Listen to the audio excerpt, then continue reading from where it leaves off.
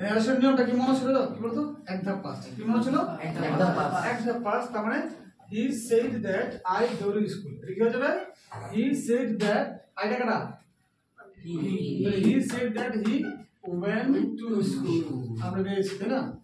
তাহলে ন্যারেশনের নিয়ম, ন্যারেশনের maximum time আসলে এটাকে বলে, স্যাররা বলে রিপোর্টিং করা। কি বলে?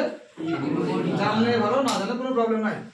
কিন্তু এই এক ধাপ পাস্ট তখনই হবে যখন এই ইনভার্টেড কমার বাইরে যে ভার্বটা আছে এটা পাস্টে থাকে।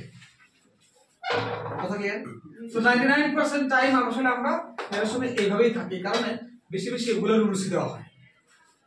কিন্তু এটাও হইতে পারে যে ইনভার্টেড কমার বাইরে যে ভার্বটা আছে যদি প্রেজেন্টে থাকতে পারে, ঠিক আছে না?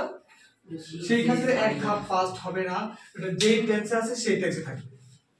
অথবা যদি প্রেজেন্ট থাকে প্রেজেন্ট, পেন করে দিলে পেন করবে, মানে যেই টেন্সে থাকবে সেই টেন্সে থাকবে। কথা আমি বুঝতে পারছি? তাহলে এক ধাপ পাস্ট কখন হবে? যখন এটা পাস্টে থাকবে।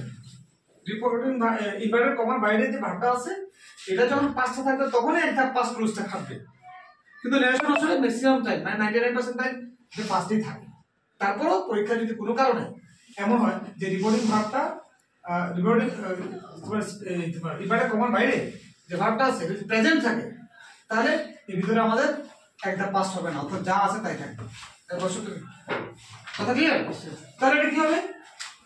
হি says এটা কাটা that এগুলো ঠিক থাকবে। he says that এটা কাটা তাহলে he থেকে go to school, ঠিক আছে?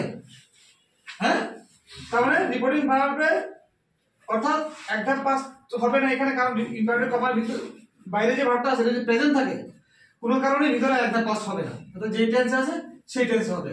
তো একটা ভুল তোমরা একটু বলে রাখছো, খেয়াল করে দেখো। He says that he goes হবে goes এটা তো ভুলতে বলে নাই তোমাকে, তাই না? এটা তো ভুলতে বলা হয় নাই। তাহলে এটা কি ছিল? Present indefinite tense. এটা কোন টেন্স? Past indefinite tense. কোন টেন্স? present indefinite tense তাহলে টেন্স পরিবর্তন হয়েছে? হয় না। তাহলে এই এস কেন হয়েছে? এটা তো অন্য জিনিস। সাবজেক্ট একজন থাকলে ভালোর সাথে এস এস এটা আমরা সেই প্লাস 3 4 3 দেন আসছে, তারা বলে থার্ড পারসন করে। কথা ক্লিয়ার? তাহলে কি হচ্ছে? হ্যাঁ, তাহলে কি হচ্ছে? তো রিপোর্টিং ভার্বের উপরে ডিপেন্ড করে আসলে আমরা এক ধাপ পাস করেছি। যদি কোনো কারণে reporting verb I mean inverted কমার বাইরে যে ভার্বটা থাকে এটা যদি পাস্ট টেন্স ছাড়া অন্য কোনো টেন্সে থাকে, টেন্সে অন্য কোনো বলতে বোঝাচ্ছে প্রেজেন্ট বা ফিউচার। 1% জীবনে তুমি এটা পাবা, কিন্তু তবে জেনে রাখলাম যে এক ধাপ পাস কখন হবে? যখন এইটা পাস্টে থাকবে, রিপোর্টিং ভার্বটা পাস্টে থাকে।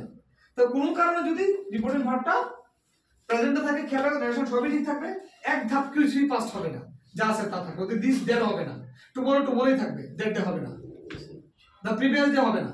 কথা ক্লিয়ার? শুধুমাত্র প্রোনাউন চেঞ্জ হবে আর কিছু চেঞ্জ হবে না, আর ন্যারেশনটা হয়ে যাবে। আমি বুঝতে পারছি? এই রুলসটা হচ্ছে আমাদের সেশন নাম্বার 5। মনে করো।